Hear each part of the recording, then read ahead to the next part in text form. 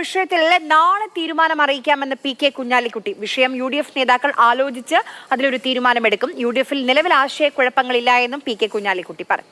ഞങ്ങൾക്ക് കൂട്ടായ ഒരു തീരുമാനം എടുക്കണമല്ലോ, UDF-ന് കൂട്ടായ ഒരു തീരുമാനം എടുക്കല്ലോ. നാളെ വൈകുന്നേരത്തോടു കൂടി ഞങ്ങളെല്ലാവരും കൂടി കൂട്ടായി ആലോചിച്ച് ഈ വിഷയത്തിൽ UDF-ന്റെ ഒരു തീരുമാനം എടുക്കും.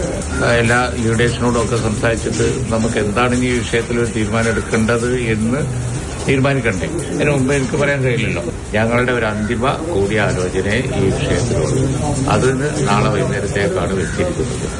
അല്ലാതെ വേറെ ചർച്ചകളും കാര്യങ്ങളും ഒന്നും അതിന്റെ അടുത്ത് നടക്കുന്നില്ല. ഇപ്പൊ ഞങ്ങൾ ലീഡേഴ്സ് എല്ലാം കൂടി നാളെ വൈകുന്നേരം കൂടിയാലോചന. നിലമ്പൂരിൽ നിന്ന് അമൽ തേനമ്പറമ്പിൽ നമുക്കൊപ്പം വിവരങ്ങളുമായി ചേരുന്നുണ്ട്. അമൽ, നാളെ നിലമ്പൂരിനെ സംബന്ധിച്ചൊരു നിർണായക ദിവസമായി മാറുകയാണ്. ഇപ്പോൾ PV അൻവർ UDF-ന്റെ ഭാഗമാകുമോ ഇല്ല, ആ കാര്യത്തിൽ നാളെ ഒരു തീരുമാനമെന്നാണ് UDF നേതാക്കൾ ഒന്നടങ്കം പറയുന്നത്.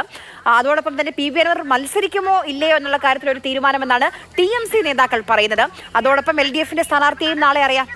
നാളെ നിലമ്പൂരിനെ സംബന്ധിച്ചിടത്തോളം നിർണായകമാണ്. അൻവറിന്റെ കാര്യത്തിലും അതോടൊപ്പം തന്നെ CPM-ന്റെ കാര്യത്തിലും ഒക്കെ ഒരു നിർണായകമായ ദിവസമായി മാറാൻ പോകുന്നു. അൻവറിന്റെ തീരുമാനം എന്ത് എന്നുള്ള കാര്യത്തിൽ അധികം വൈകാതെ തന്നെ ഒരു വ്യക്തത ഉണ്ടാകുമെന്നാണ് പ്രതീക്ഷിക്കുന്നത്. സ്ഥാനാർത്ഥി ഉണ്ടാകുമോ എന്നുള്ളതാണ് ഏറ്റവും പ്രധാനപ്പെട്ട കാര്യം. ഇപ്പോഴും ചില അനുനയ ചർച്ചകൾ അൻവറുമായി ബന്ധപ്പെട്ട് നടക്കുന്നു എന്നുള്ളതാണ് മനസ്സിലാക്കാനാവുന്നത്. അങ്ങനെയെങ്കിൽ ഒരുപക്ഷെ സ്ഥാനാർത്ഥിയെ നിർത്തി ആത്മഹത്യാപരമായ ഒരു നിലപാടിലേക്ക് അൻവർ പോകാനുള്ള സാധ്യത കാണുന്നില്ല. ഒരുപക്ഷെ UDF-ന് പിന്തുണ പ്രഖ്യാപിക്കും. മറ്റു വിഷയങ്ങളെല്ലാം അതിനുശേഷം ചർച്ച ചെയ്യാം എന്നൊരു നിലപാടിലേക്ക് അൻവർ മയപ്പെട്ടേക്കാം.